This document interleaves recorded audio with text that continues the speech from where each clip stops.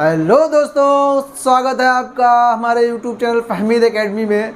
आज हम लोग पढ़ेंगे कक्षा 10 की गणित की किताब से अपरिमेय संख्याएं। अपरिमेय संख्याएं किन्हें कहते हैं? सबसे पहले हम ये जानेंगे कि परिमेय संख्याएं और अपरिमेय संख्याओं में क्या फ़र्क होता है।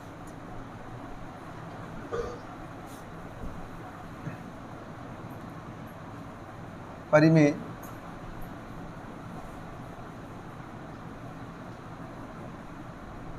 संख्याएं, तो परिमेय संख्याएं बेटा ऐसी संख्याएं होती हैं जिन संख्याओं को हम p/q रूप में लिख सकें। जैसे p/q रूप में लिख सकें तो ऐसी संख्याएं परिमेय संख्याएं होती हैं, जहां p व q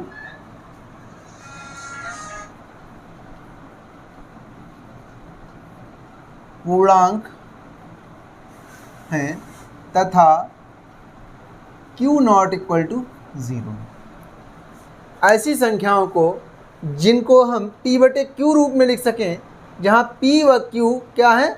पूर्णांक हैं तथा q नॉट इक्वल टू 0, यानी इसका मतलब नीचे कभी भी 0 नहीं होगा। संख्याएं इस प्रकार की हो सकती हैं आपकी 2/3, 5/6, -1/2, -3/8। इस तरह की संख्याएं आपकी परिमेय संख्याएं होती हैं। जैसे यहाँ देखेंगे हम 2 भी एक पूर्णांक है और 3 भी एक पूर्णांक है, 5 पूर्णांक है, 6 पूर्णांक है, q -1 पूर्णांक है और 2 भी पूर्णांक है, ये 3 भी पूर्णांक है और 8 भी पूर्णांक है। तो ऐसी संख्याएं जिनमें ऊपर वाली संख्या भी पूर्णांक हो और नीचे वाली भी संख्या पूर्णांक हो और इनमें कोई भी गुणनखंड कॉमन ना हो, यानी कि दोनों सहभाज्य संख्याएं हों, तो ऐसी संख्याएं हमारी परिमेय संख्याएं कहलाती हैं। इसको जैसे हम ये हमारे जो पूर्णांक होते हैं, जैसे ये 1 है, इसको हम 1/1 लिख सकते हैं, 2 है 2/1 लिख सकते हैं, 3/1, 4/1, यानी सभी पूर्णांकों को हम परिमेय संख्या कह सकते हैं। तो परिमेय संख्याओं का सिर्फ एक ही पहचानने का तरीका है हमारा कि ऐसी संख्या है जिनको हम p/q रूप में लिख सकें, जहां p व q दोनों क्या हो? पूर्णांक हों तथा q नॉट इक्वल टू 0 और p और q में कोई भी उभयनिष्ठ गुणनखंड ना हो, तो ऐसी संख्याएं परिमेय संख्याएं होती हैं। तो अब हम बात करते हैं कि अपरिमेय संख्याएं कैसी होती हैं। अपरिमेय संख्याएं ऐसी संख्याएं जिनको p/q रूप में ना लिखा जा सके, जिनको p/q रूप में ना लिखा जा सके। अपरिमेय संख्याओं में क्या होता है, यहाँ पर जैसे ये √3 है, क्या √3/2 क्या एक परिमेय संख्या है? क्या ये परिमेय संख्या है? p/q रूप में तो लिखी हुई है, लेकिन यहाँ पर एक शर्त थी, p व q क्या होना चाहिए? पूर्णांक होने चाहिए। तो यहाँ पर 2 तो पूर्णांक है, क्या √3 कोई पूर्णांक होता है? √3 कोई पूर्णांक पढ़ा क्या बेटा हमने? जी नहीं, √3 कोई भी पूर्णांक नहीं होता है। ऐसी संख्याएं जो p/q रूप में ना लिखी जा सकें, अर्थात जहाँ पर p और q क्या होना चाहिए? पूर्णांक होने चाहिए परिमेय संख्याओं में। यहाँ पर जो √3 है ये पूर्णांक नहीं है, तो अपरिमेय संख्याएं कहते हैं इनको। जैसे √2 है, √5 है, ये सभी कैसी हैं? अपरिमेय संख्याएं। पाई है 0.01, 001, 0001, इसी तरह से आगे भी चलती रहेगी। तो ये सभी संख्याएं अपरिमेय संख्याएं होती हैं। तो यहाँ पर हम लोग परिमेय और अपरिमेय संख्याओं का फ़र्क देख चुके हैं और अब हम चलते हैं एक्सरसाइज की तरफ। क्वेश्चन नंबर फर्स्ट है 1.2 का, और पुरानी किताब में आपकी एक्सरसाइज ये 1.3 होगी, नई किताब में 1.2 मिलेगी। तो कह रहे हैं सिद्ध कीजिए कि √5 एक अपरिमेय संख्या है। √5 एक अपरिमेय संख्या है, इसको हमें सिद्ध करना है। तो हम यहाँ पर मान लेते हैं, माना √5 एक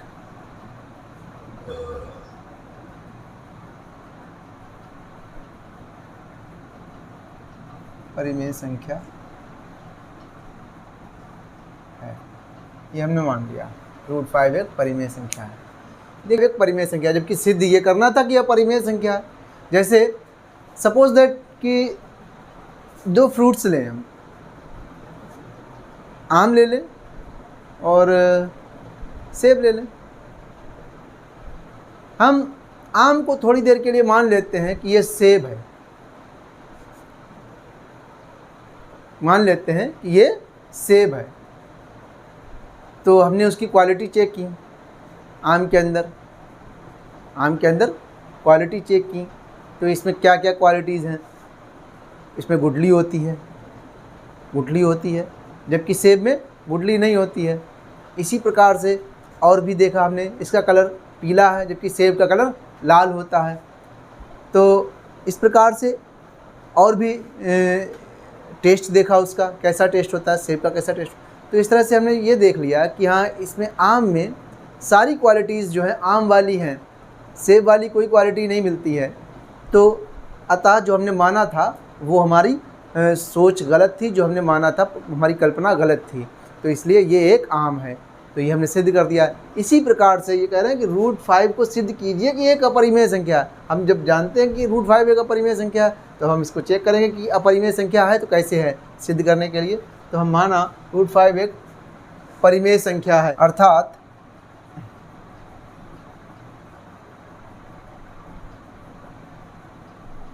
हम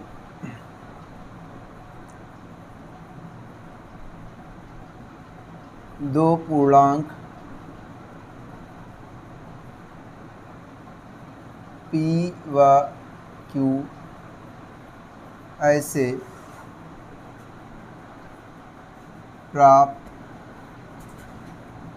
कर सकते हैं कि √5 बराबर P बटा, जहाँ P व Q सह अभाज्य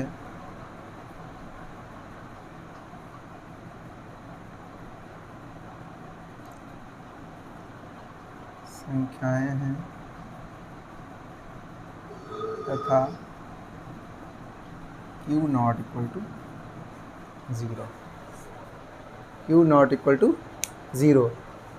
जब अगर ये √5 एक परिमेय संख्या है तो हम इसको √5 बराबर P बटे Q लिख सकते हैं, जहाँ P व Q सह अभाज्य संख्याएं हैं तथा Q नॉट इक्वल टू 0 है। तो अब हम क्या करें, इस Q को इधर भेज दें। तो जब हम इस Q को इधर भेजेंगे तो Q √5 बराबर P हो जाएगा। Q √5 बराबर P हो जाएगा, इसको हम समीकरण 1 कह देंगे। अब लिखेंगे दोनों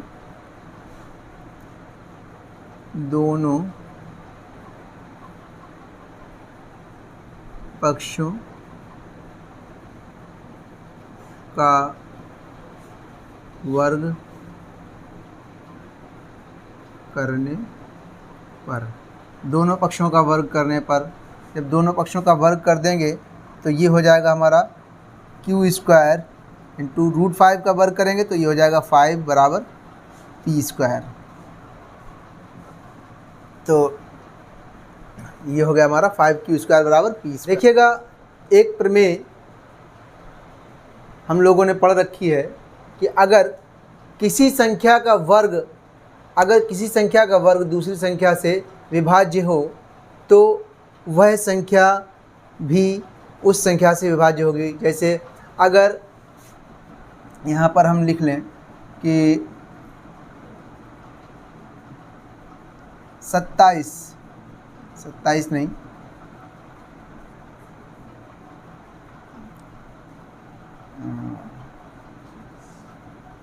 144 अगर 3 से विभाज्य है, 144 अगर 3 से विभाज्य है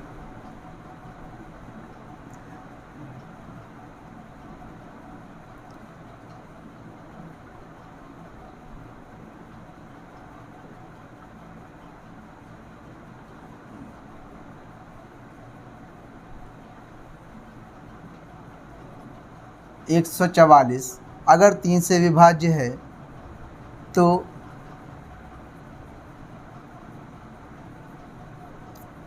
यानी 12 का स्क्वायर अगर 3 से विभाज्य है तो 12 भी 3 से विभाज्य होगा। इसी प्रकार यहाँ पर हम कह सकते हैं अगर p स्क्वायर 5 से विभाज्य है तो p भी 5 से विभाज्य होगा। अतः p स्क्वायर 5 से विभाज्य है तब p भी 5 से विभाज्य होगा। अगर p स्क्वायर 5 से विभाज्य है तो p भी 5 से विभाज्य होगा। समीकरण 2 में p बराबर 5r रखने पर जहाँ r एक पूर्णांक है। हमने समीकरण 2 में जहाँ पर p है वहाँ पर हम 5r रखेंगे क्योंकि p जो है 5 से विभाजित है।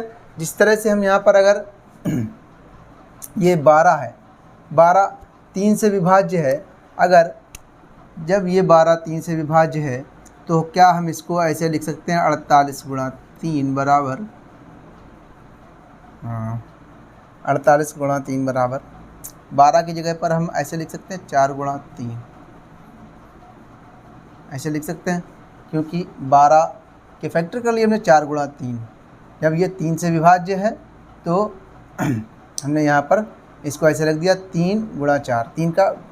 तो इसी प्रकार से यहाँ पर हमने जब ये 5 से विभाज्य है तो इसको हमने 5r रख दिया जहाँ r कोई पूर्णांक है 1 2 3 4 5 कोई भी कुछ भी हो सकता है। तो समीकरण 2 में रख दें q स्क्वायर बराबर क्यू स्क्वायर इंटू 5 बराबर 5r का स्क्वायर, क्योंकि यहाँ पर स्क्वायर था तो यहाँ पर भी स्क्वायर कर देंगे। तो q स्क्वायर इंटू 5 बराबर 5 का स्क्वायर 25 हो गया और r स्क्वायर। तो q स्क्वायर बराबर 25/5 r स्क्वायर। 25 से 5 को 5 से 25 को काट दें 25।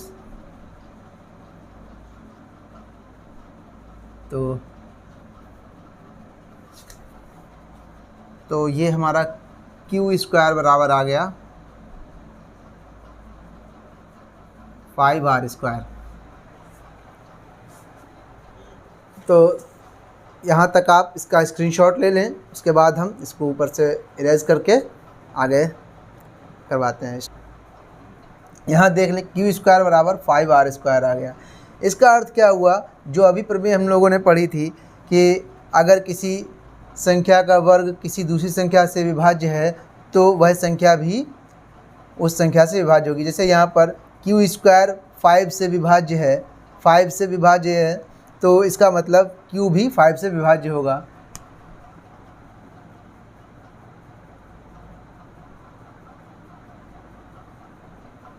इसका अर्थ है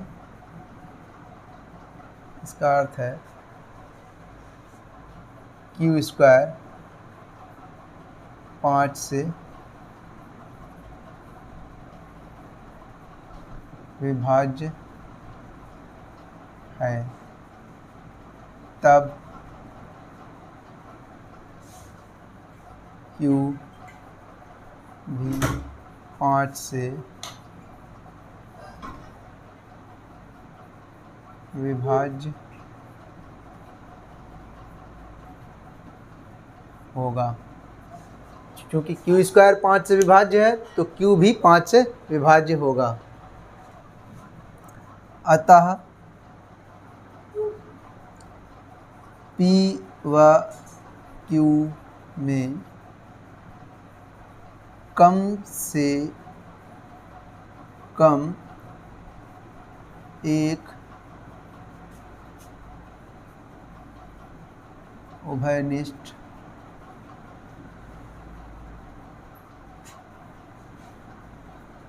गुणनखंड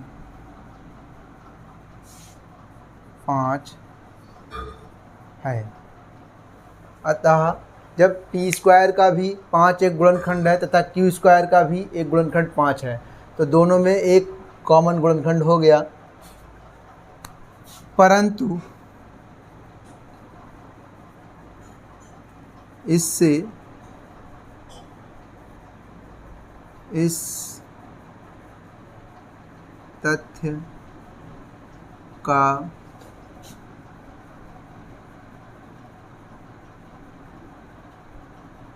विरोधाभास होता है कि P व Q सह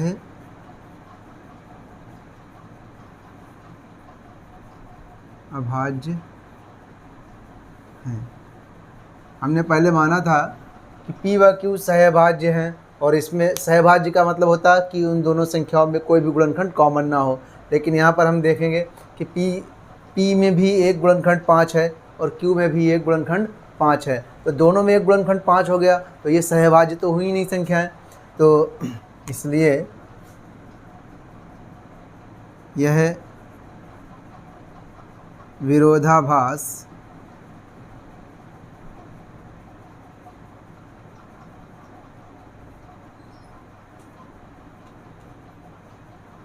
हमारी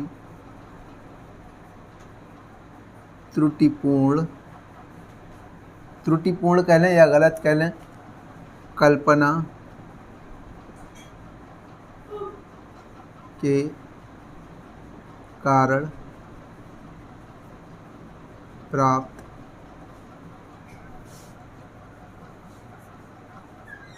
हुआ है कि √5 एक परिमेय संख्या है। अतः √5 एक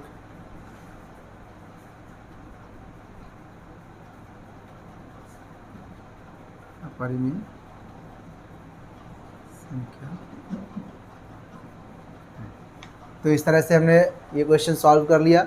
और इसी प्रकार से अगर आपसे कह दे कि √2, √3, √7 इसके अलावा और भी कोई संख्या का कह दे तो इसी प्रकार से सेम लैंग्वेज रहेगी, सेम सब कुछ यही रहेगा। सिर्फ वहाँ पर अगर √3 का पूछेगा तो जहाँ पर √5 लिखा आपने वहाँ पर √3 लिख देंगे और जहाँ पर 5 लिखा वहाँ पर 3 लिख देंगे। पूरा क्वेश्चन ऐसे ही छापना है और इस तरह से हमारा ये सभी क्वेश्चन सॉल्व हो जाएंगे। और आई होप कि आपको हमारी ये वीडियो पसंद आई होगी और ये क्वेश्चन अच्छे से समझ में आया होगा। अगर आपको ये क्वेश्चन समझ में आया है तो हमारे इस वीडियो को लाइक कर दें और अपने सभी दोस्तों में शेयर कर दें। और अगर आपको इसमें कुछ भी समझ में नहीं आता तो कमेंट बॉक्स में आप हमसे पूछ सकते हैं। Thank you.